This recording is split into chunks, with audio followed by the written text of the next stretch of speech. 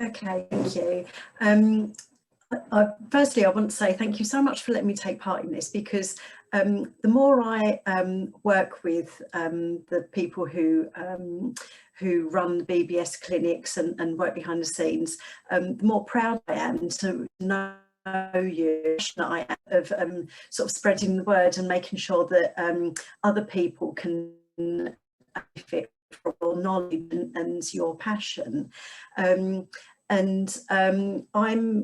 I'm a mum of, I'm going to give you his photo because it's always nice to know who you're talking about. So that's Charlie, a little bit sideways, but sorry, my mobile is going a bit funny. But that's my 8-year-old son. He's got, he was diagnosed when he was 3 with BBS 1. When it was a real shock for us. When he was born, he had extra fingers on each hand and extra toes on each foot. They were removed. They were described at the time as something that is found more and more frequently in newborn children. It wasn't put down anything else apart from it's just something that happens. He was a little bit of a late developer, but again, common consensus was, you know, every child will catch up with walking and talking and all of those sort of things by the time they start school. So, you know, it doesn't follow an exact pattern. We were a little bit concerned about his weight, so we took him a few times to our then GP when we lived in London. And it was explained as just puppy fat, and when he starts walking properly, it would the weight would just fall off. So even though we saw early signs of what we now know is very, very typical of BBS children, none of this was put together. None of it was recognised being interlinked.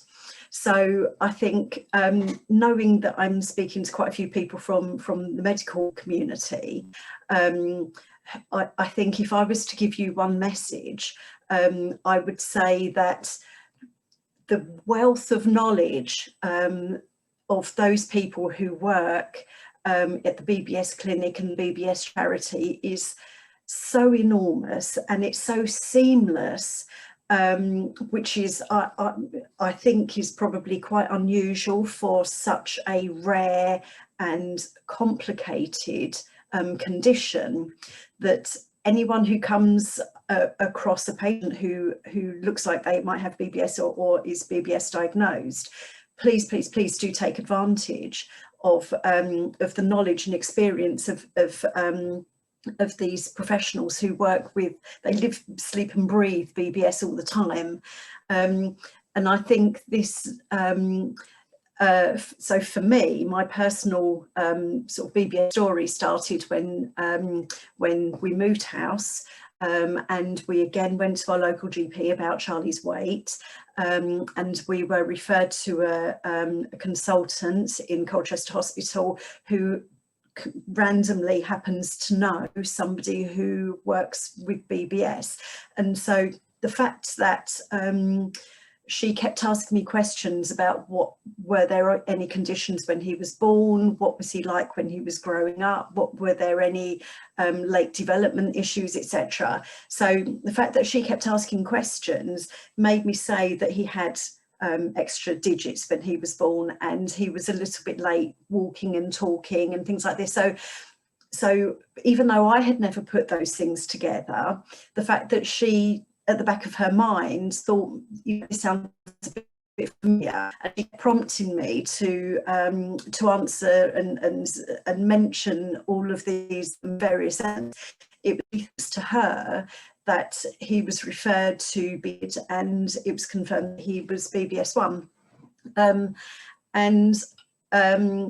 For anyone who is diagnosed, for any parent whose child is diagnosed, it's actually initially quite a lonely time. It's very emotional and confusing and very overwhelming. And I remember so distinctly the very first phone call I got from Tonya, actually. She was just taking me through some of the things that the BBS clinic can help with and what the professionals look after, what elements they look after. And I just remember thinking, why does this woman who I've never met know my child so well?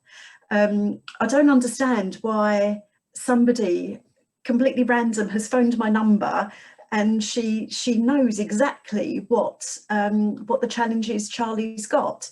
So that was at the time very strange. But then a few months later we went to our first BBS conference, and again it was, so for me it was the first time I'd been anywhere with such a concentration of people who had guide dogs, and people who had carers, but apart from that initial sort of feeling of being completely overwhelmed by, oh my gosh, what is this, what Charlie's future is going to look like, the feeling of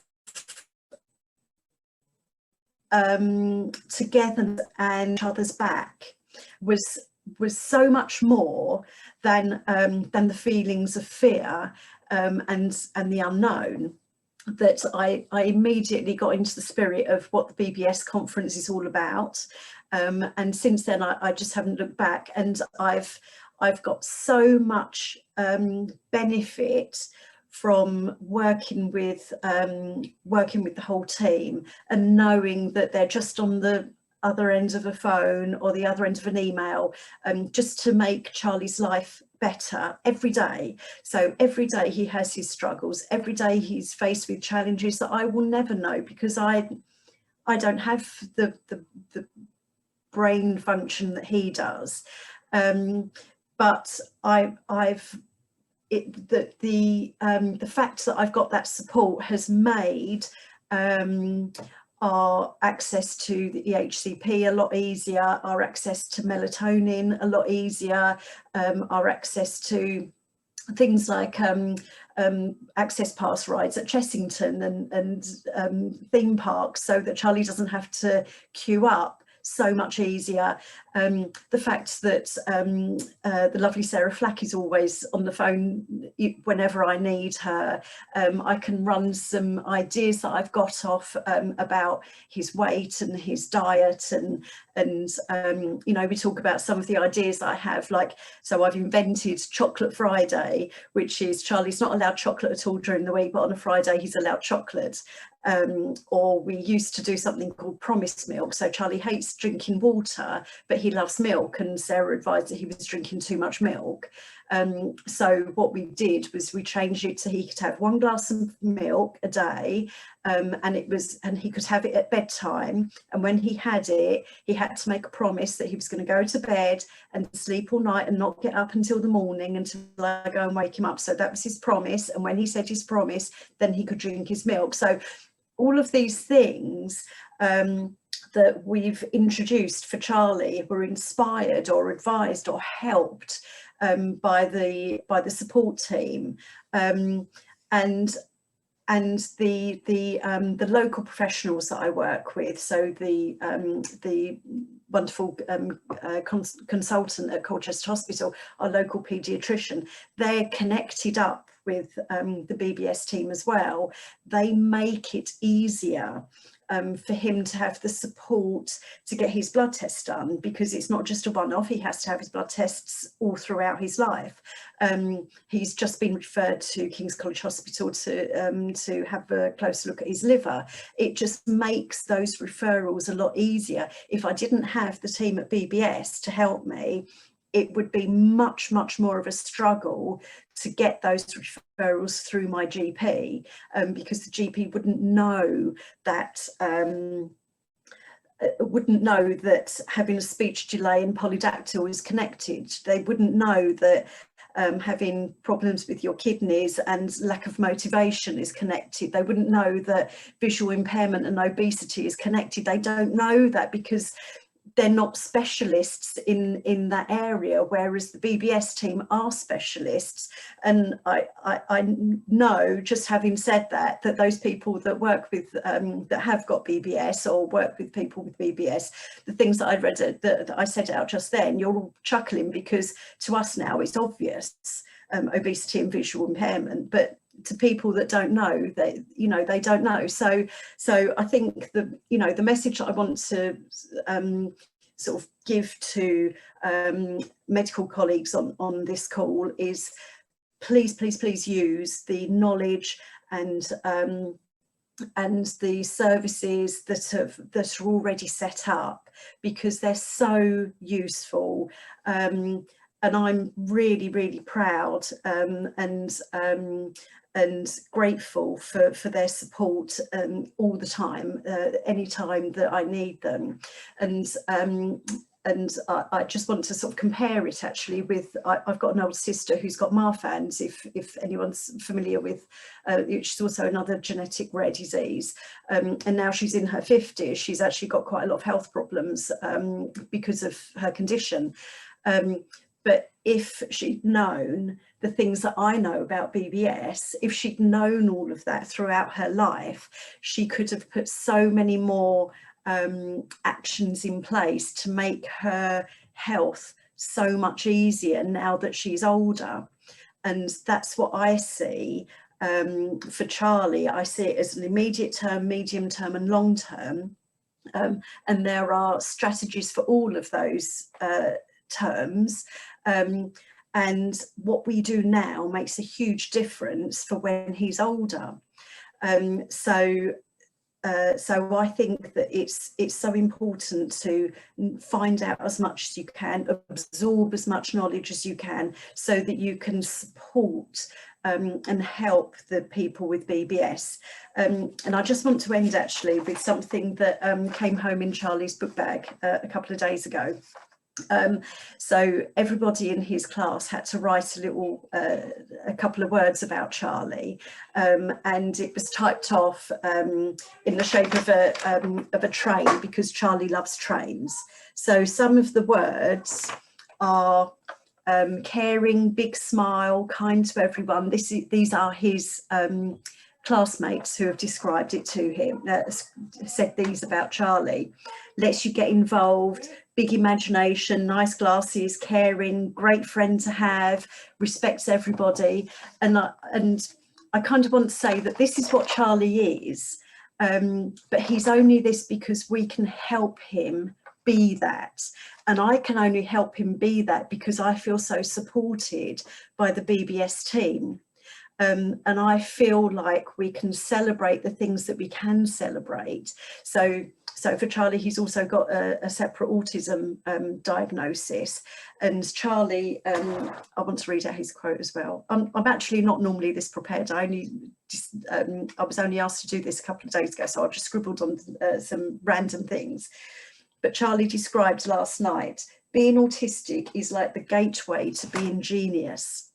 And this is my little boy, this is my little 8-year-old boy, and despite all of the challenges that he has every day, despite all of the difficulties he's going to come across in his life, this is what he is. He's a confident, interesting, well-liked, adorable, caring, loving little boy who's got loads of interests. He's interested in designing and engineering and trains and space and the Titanic.